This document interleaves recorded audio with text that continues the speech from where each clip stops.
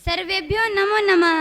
आज मैं आप सबके सामने समाज सुधार और स्वतंत्रता के लिए महर्षि दयानंद ने जो योगदान दिया उसके बारे में अपने विचार प्रस्तुत करूंगी। कृपया मेरे विचारों को ध्यानपूर्वक सुनिए।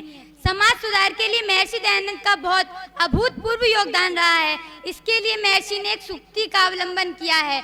एतद्देश प्रसूतस्य सकाशादग्र जन्मना स्वं स्वं चरित्रं शिक्षेरन् पृथिव्यां सर्वमानवः। इसके लिए महर्षि ने 3 वेद मंत्रों का अवलोकन किया है। अभ्यम मित्रः ब्राह्मणो मुखमासिः स प्रियगात शुक्रम। अब थोड़ी देर के लिए हम मूर्ति पूजा विषय के बारे में बात करते हैं।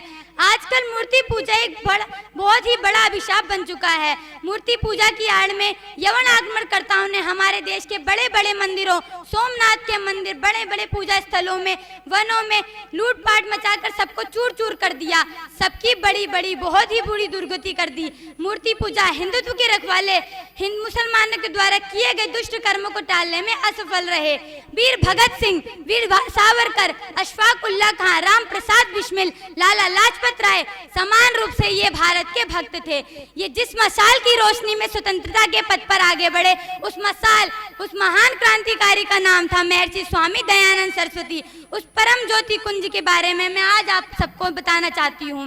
महर्षि दयानंद के वे शब्द शायद आपको याद होंगे कि आप अपना दुनिया को सर्वश्रेष्ठ दीजिए ताकि दुनिया आपको सर्वश्रेष्ठ लौटा कर देगी।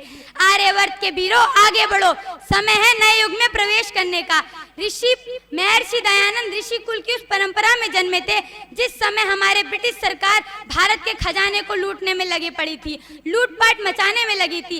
अंग्रेज जानते थे कि इस समय ये ऐसा समय है जिस समय भारत की संस्कृति को लंबे समय तक गुलाम बना पाना मुश्किल है। महर्षि दयानंद ने निडर भाव से धर्म का प्रचार किया, पाखंड का नाश किया, स्त्रियों को, सतियों को सम्मान दिलाया।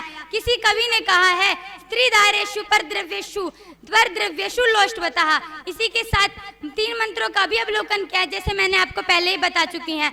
अंग्रेज जानते थे और लॉस्ट माइकल का वे कथन तो शायद आपको याद होगा कि भारतीयों में इतनी हीन भावना भर दो कि वे अपनी जाति को, अपनी मान्यता, अपनी रचनाओं को पिछड़ी मानने लग जाएं। उनका रहन सहन, उनका खान पान सब शुद्ध है और अगर उन्हें अपने देश में आगे बढ़ना है तो अंग्रेजों के पद कदमों पर चलना पड़ेगा। लॉर्ड माइकल ने यह भी कहा था कि हम भारतीय उन्हें अपना माई बाप समझने लगे ताकि भारत में एक नई नस्ल पैदा हो जो देखने में तो भारतीय परंतु जिनके अंदर अंग्रेजियत बड़ी हो। अंग्रेजियत का यही डर, यही मोह सदा उन्हें हमारा गुलाम बनाए रखेगा। गुलाम का मतलब तो आप जानते होंगे कि भारत को वो अपना पैरों तले, अपने पद चिन्हों के कदमों पर लाना चाहते थे। ब्रिटिश सरकार ये चाहती थी कि जब तक भारत गुलाम रहेगा तब तक उनका शासन इस भारत पर, हमारे भारत पर रहेगा। महर्षि दयानंद जान चुके थे इस घोड़ी चमड़े वाले, काला धंधा करने वाले अंग्रेजों का सच और उन्होंने उद्घोष किया, वेदों की ओर लौटो।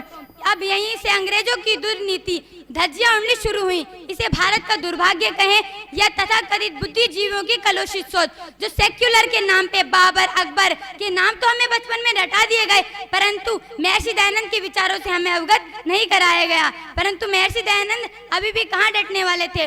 उनकी सोच हमें आगे ले गई। हमें पाखंड का नाश महर्षि दयानंद ने किया। अंग्रेजों ने ये कहा कि भारत के लोगों तुम मेरे हिसाब से चलो और महर्षि दयानंद ने कहा कि क्यों आ रहे हो उनके पीछे दुम हिलाते घूम रहे हो। तुम तो आ रहे हो, श्रेष्ठ पुरुष हो, आगे बढ़ो और मेरे पद कदमों पे आगे बढ़ो।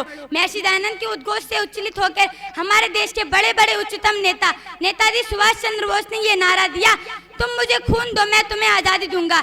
इसी के साथ महर्षि दयानंद ने छोटे बड़े लोगों को स्वतंत्रता संग्राम में सम्मिलित किया और कहा, आंदोलन में शामिल हो, संग्राम के आंदोलन में शामिल हो, संघर्ष करो। लोष्टवतः इसका अर्थ है कि हे ईश्वर हम आपसे डरते हैं। महर्षि दयानंद ये भी कहते थे कि भगवान हमसे डरो। इति मध्य विचार है। इसी के साथ में अपने विचारों को प्रस्तुत कर